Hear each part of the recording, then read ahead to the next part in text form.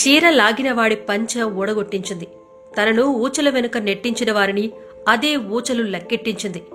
హీరోలకు కూడా అసాధ్యమైన వాటిని సుసాధ్యం చేసుకున్న కథానాయకి, విప్లవ నాయకి, పంతానికి పట్టుదలకు పర్యాయపదం. ప్రత్యర్థి ఎంత బలవంతుడైనా ఎత్తుకు పై ఎత్తు వేసి చిత్తు చేసే వీర వనిత. రాజకీయాల్లో ప్రజల పక్షపాతి. అభిమానులు అందలమెక్కించిన ఆమె చూపు ఎప్పుడూ నేలవైపే. జైలు లలితగా కించపరిచిన, జేజేలు లలితగా కీర్తినందుకున్న ధీర వనిత. ఇన్ని లక్షణాలున్న మహిళామణి జయలలిత కాక మరెవరు? ఆమె అందం అద్వితీయం, నటన అసమానం. బాల్యంలో జయలలితను అమ్ము అని ముద్దు పేరుతో పిలిచేవారు. అందరిలాగే అమ్ముకు పెద్దయ్యాక డాక్టర్ గానో లాయర్ గానో స్థిరపడాలి అనే కోరిక ఉండేది. కాని విధి ఆమెను సినిమా అనే రంగుల ప్రపంచంలోకి అడుగుపెట్టేలా చేసింది. ఈ అనుకోని తార తన అందచందాలతో, అభినయ ప్రతిభతో ప్రేక్షక లోకాన్ని కట్టిపడేసింది. 2 ఏళ్ల వయసులోనే తండ్రి జయరాం మరణించటంతో ఆమె కుటుంబం ఎన్నో కష్టనష్టాలు ఎదుర్కొంది. అనంతరం తల్లి సంధ్య సినీ నటిగా ఎదిగింది. ఆమె ప్రోద్బలంతో 15 ఏళ్ల వయసులోనే జయలలిత సినీ రంగంలోకి అడుగుపెట్టింది. చిన్నప్పుడే శాస్త్రీయ సంగీతంలో శిక్షణ పొందింది. మోహిని అట్టం, కథక్, భరతనాట్యం వంటి నృత్య రూపాల్ని ప్రదర్శించటంలో నిష్ణాతురాలిగా పేరు తెచ్చుకుంది. 1961లో కన్నడ చిత్రం శ్రీశైల మహాత్మయ్ ద్వారా బాలనటిగా వెండితెరకు పరిచయమైంది. 1960లో చెన్నైలోని మైలాపూర్ ప్రాంతంలో రసిక రంజని సభ నిర్వహించిన సాంస్కృతిక కార్యక్రమంలో నృత్య ప్రదర్శన నిర్వహించింది. ఆ కార్యక్రమానికి అతిథిగా హాజరైన అప్పటి ప్రముఖ హీరో శివాజీ గణేశన్ జయలలిత నాట్య ప్రతిభకు ఎంతగానో ముగ్ధుడయ్యారంట. 1964లో పాఠశాలలో జయలలిత ఇచ్చిన నాట్య ప్రదర్శన చూసిన కన్నడ దర్శకుడు బిఆర్ పంతులు చిన్నద గొంబే చిత్రం ద్వారా జయలలితను కథానాయికగా వెండితెరకు పరిచయం చేశారు. అక్కినేని నాగేశ్వరరావు కథానాయకుడిగా నటించిన మనుషులు మమతలు ద్వారా జయలలిత తెలుగులో కథానాయికగా ప్రవేశించారు.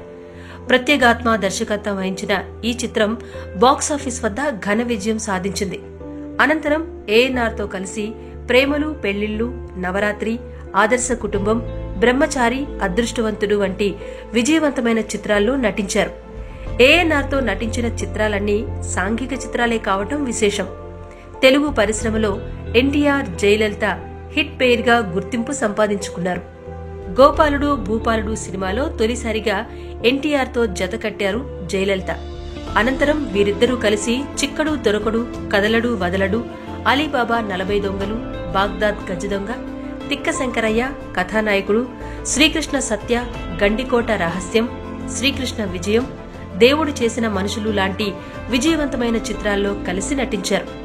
ఎన్టీఆర్తో కలిసి జయలలిత దాదాపు 15కు పైగా చిత్రాల్లో నటించారు.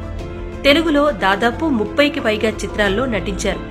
శోభన్ బాబుతో డాక్టర్ బాబు అనే ఒకే ఒక చిత్రంలో జోడీ కట్టారు జయలలిత. 60-70 దశకంలో దక్షిణాదిలో అగ్ర కథానాయకుల్లో ఒకరిగా వెలిగారు జయలలిత. సావిత్రి, అంజలిదేవి, భానుమతి వంటి హేమహేమిలు తెలుగు పరిశ్రమను ఏలుతున్న తరుణంలో జయలలిత తెలుగులో ప్రవేశించి తనదైన విలక్షణ అభినయంతో ప్రత్యేకమైన ఇమేజ్ను సృష్టించుకున్నారు. అప్పటి వరకు కథానాయకులంటే ఉదాత్తమైన, సున్నితమైన పాత్రలకే పరిమితమయ్యేవారు. ఆ ట్రెండ్ ను బ్రేక్ చేసిన నాయికగా జయలలిత ప్రత్యేకత చాటుకున్నారు. చలాకీ అమ్మాయిగా, ధిక్కారం మూర్తి భవించిన వనితగా విభిన్నమైన పాత్రల్లో రాణించారు. అభిమానులు ఆమెను ఇండియన్ క్లియోపాత్రా అని ప్రేమగా పిలుచుకున్నారు. ఎన్టీఆర్తో కలిసి నటించిన చిత్రాల్లో ఎక్కువగా యువరాణి పాత్రల్ని పోషించారు జయలలిత. జానపద చిత్రాల్లో ఆమె అభినయం ప్రేక్షకుల్ని ఎంతగానో అలరించింది. శ్రీకృష్ణ సత్య చిత్రంలో సత్యభామగా ఆమె ప్రేక్షకుల హృదయాల్లో చెరగని ముద్ర వేశారు. అలీబాబా 40 దొంగలు సినిమాలో దొంగల ముఠాకు రాణిగా జయలలిత విలక్షణ నటనను కనబరిచారు. గోపాలుడు భూపాలుడు చిత్రంలో గొర్రెల్ని కాసే సాధారణ యువతిగా సహజమైన అభినయంతో అందరినీ మెప్పించారు. సినీ నటిగా ఎంతో ఎత్తుకు ఎదిగిన జయలలిత రాజకీయాల్లో తనదైన ముద్ర వేసుకున్నారు. తమిళ ప్రజల హృదయాల్లో జయ చిరస్థాయిగా నిలిచిపోయారు. ఎంజి రామచంద్రన్ డీఎంకే అధినేత కరుణానిధితో విభేదాలు రావటంతో అన్నా డీఎంకే స్థాపించినప్పుడు జయ ఆ పార్టీకి సన్నిహితంగా మెలిగారు. 1982లో జయ పార్టీ ప్రచార కార్యదర్శిగా పనిచేశారు. ఎంజీఆర్ లాగే అనేక అభివృద్ధి కార్యక్రమాలతో పాటు అమ్మ పేరిట పథకాలు ప్రవేశపెట్టి ప్రజల్లో అత్యంత ఆదరణ తెచ్చుకున్నారు. తమిళనాడుకు రెండో మహిళా ముఖ్యమంత్రిగా ఎన్నికైన జయలలిత 1991లో రాజీవ్ గాంధీ నేతృత్వంలోని కాంగ్రెస్తో పొత్తు పెట్టుకుని తొలిసారిగా జయ సీఎం అయ్యారు. ఆమె 1991, 2001, 2006, 2011, 2015, 2016 మొత్తంగా 6 సార్లు ముఖ్యమంత్రిగా సేవలందించారు. జయకు ఇంగ్లీష్లో ఉన్న ప్రావీణ్యాన్ని గుర్తించిన ఎంజీఆర్ ఆమెను రాజ్యసభకు నామినేట్ చేశారు. 1984 నుంచి 1989 వరకు తమిళనాడు నుంచి రాజ్యసభకు జయలలిత ప్రాతినిధ్యం వహించారు. 1989లో తేని జిల్లా బోడినాయకనూరు నుంచి తొలిసారిగా జయలలిత అసెంబ్లీలోకి అడుగుపెట్టారు. ఎంజీ రామచంద్రన్ అస్వస్థతతో మృతి చెందిన వెంటనే తనకు తాను ఎంజీఆర్ వారసురాలిగా జయ ప్రకటించుకున్నారు. తన గురువుగా చెప్పుకునే ఎంజీఆర్ను జయ మించిపోయి ప్రజల్లో విశేషమైన ఆదరణ పొందారు. ఒక సమయంలో అసెంబ్లీలో అధికారపక్ష సభ్యులైన డీఎంకేకు చెందినవారు దాడి చేయటంతో జయలో ఆగ్రహం కట్టలు తెంచుకుంది. డీఎంకేను గద్దె నుంచి దింపే వరకు సభలో అడుగు పెట్టనని శపథం చేశారు. అనంతరం జరిగిన అసెంబ్లీ ఎన్నికల్లో ఘన విజయం సాధించిన తర్వాత ఆమె ప్రత్యేకంగా అసెంబ్లీలో అడుగుపెట్టారు. 2011లో తిరిగి అధికారంలోకి వచ్చిన సమయంలో జయలలిత వైఖరిలో మార్పొచ్చింది. రాజకీయ ప్రత్యర్థులను అణచివేయటం కంటే పేద ప్రజలు, మధ్యతరగతి ప్రజల సంక్షేమం కోసం పలు పథకాలను ప్రవేశపెట్టడంపై దృష్టి సారించారు. నిత్యం సరికొత్త ప్రజా సంక్షేమ పథకాలకు రూపకల్పన చేశారు. వీటిని అధిగమించి తొలిసారిగా ప్రజలకు సన్నిహితంగా మెలిగారు. రూపాయికే ఇడ్లీ అనే పథకాన్నించి అమ్మ ఫార్మసీ వరకు పదుల సంఖ్యలో ప్రజా ఆకర్షక పథకాలను ప్రవేశపెట్టి సగటు తమిళుల హృదయాల్లో శాశ్వతమైన స్థానం సంపాదించారు జయలలిత. శాంతి భద్రతల విషయంలోనూ ఏమాత్రం అలసత్వం ప్రదర్శించేవారు కాదు. శ్రీలంక నావికా దళం తమిళ జాలర్లపై కొనసాగించే దాడులు, అంతర్జాతీయంగా తమిళ సమాజానికి ఎలాంటి ఇబ్బందులు వాటిల్లినా ఏమాత్రం ఉపేక్షించేవారు కాదు. తమిళనాడు ప్రజల సంక్షేమానికి, అభ్యుదయానికి తుది శ్వాస వరకు కృషి చేశారు. అందుకే తమిళనాడు ప్రజలకు అమ్మ అంటే అంత గౌరవం, అభిమానం, ప్రేమ, అనురాగం. అయితే జయలలిత రాజకీయ ప్రస్థానం పూలపాన్పు కాదు, ముళ్లబాటలోనే కొనసాగింది. అన్నాడీఎంకేలో ప్రవేశించిన ఆరంభంలోనే ఎన్నో చీత్కారాలు, అవమానాలు ఎదుర్కొన్నారు. ఎంజీఆర్ అంతిమయాత్ర సమయంలోనూ ఎంజీఆర్ కుటుంబ సభ్యులు చేసిన అవమానం ఇప్పటికీ సోషల్ మీడియాలో వైరల్ అవుతోంది. ఎంజీఆర్ కు జయలలిత అత్యంత సన్నిహితంగా మెలగటం ఆయన భార్య జానకికి, ఇతర కుటుంబ సభ్యులకు ఇష్టం ఉండేది కాదు. ఎంజీఆర్ చనిపోయిన తర్వాత ఆయన పార్థివదేహం ఉన్న వాహనంపైకి ఎక్కాలని ప్రయత్నిస్తున్న జయలలితను ఎక్కకుండా కొట్టి నెట్టివేసిన దృశ్యాలు ఇప్పటికీ నెట్లో కనిపిస్తాయి. ఎన్నో సవాళ్ల మధ్య ముఖ్యమంత్రి అయిన తర్వాత కూడా ఆమె ఎన్నో కఠోర పరీక్షలు ఎదుర్కొన్నారు. అక్రమాస్తుల కేసులో ఆరోపణలు ఎదుర్కొన్నారు. ప్రత్యేక కోర్టు సెప్టెంబర్ 27, 2014న ఆమెను దోషిగా ప్రకటించింది. కోర్టు తీర్పు నేపథ్యంలో తన సీఎం పదవికి రాజీనామా చేయాల్సి వచ్చింది. మే 11, 2015న కర్ణాటక హైకోర్టు అక్రమాస్తుల కేసులో నిర్దోషిగా ప్రకటిస్తూ తీర్పునిచ్చింది.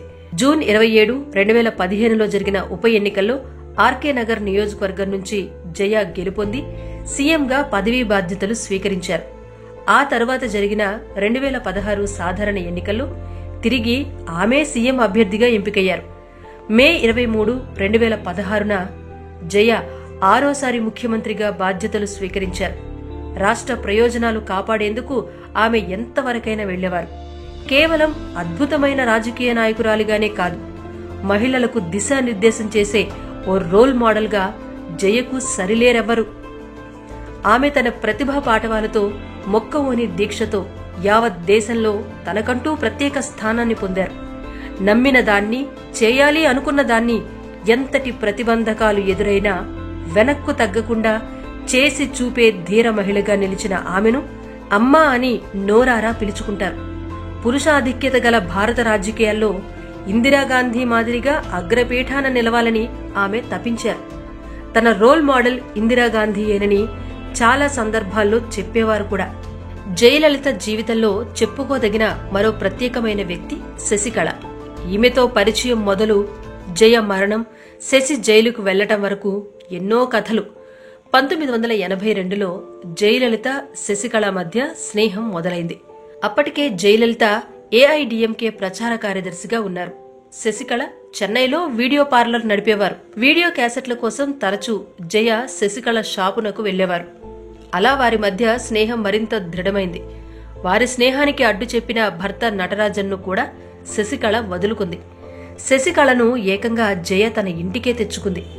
1991లో జయలలిత తొలిసారి సీఎం పదవి చేపట్టినప్పుడు శశికళ హవా అంతా ఇంత కాదు. సీనియర్ మంత్రులైనా అధికారులైనా జయను కలుసుకోవాలి అంటే తన అనుమతి తీసుకోవాల్సిన పరిస్థితి శశి సృష్టించుకున్నారు.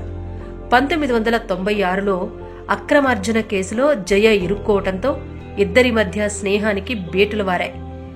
ఆహారంలో విషం కలిపి స్లో పాయిజన్తో జయను అంతమొందించడానికి శశికళ ప్లాన్ చేసినట్టు కూడా వార్తలొచ్చాయి. ఇలా కొన్ని కారణాల వల్ల ఇష్టసఖి శశికళను జయలలిత కొద్ది రోజులు దూరంగా పెట్టారు. పార్టీ నుంచి ఆమెను బహిష్కరించారు.